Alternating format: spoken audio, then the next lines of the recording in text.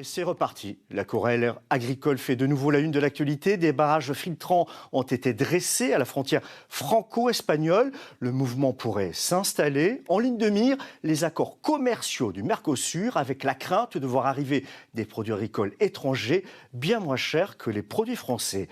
Emmanuel Watt, Éric Foissac. Ce tracteur sous escorte approche de la frontière franco-espagnole avant de s'immobiliser sur le pont du Roi. C'est la destination finale du convoi d'agriculteurs qui manifestent sous les couleurs de l'association des Ultras de la 64. En fin de matinée, la route est brièvement coupée à la circulation avant la mise en place d'un barrage filtrant.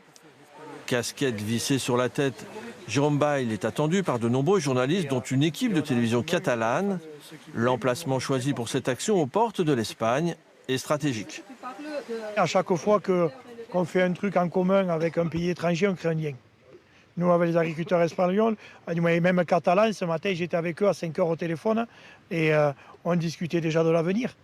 Et à force de créer des liens, on va créer une force, et quand la force sera bien là, eh bien, je pense qu'on se délocalisera et qu'on ira vraiment encercler Bruxelles et le Parlement européen.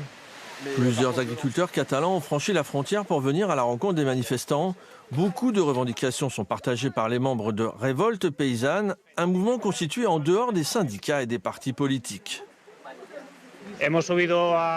Nous sommes venus les soutenir car nous partageons les mêmes problèmes au sujet des accords du Mercosur et la problématique des attaques d'animaux.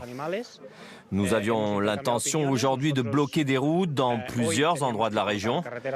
Nous sommes parvenus à un accord avec le gouvernement autonome de Catalogne. Finalement, il n'y a pas eu de blocage, mais nous restons très mobilisés.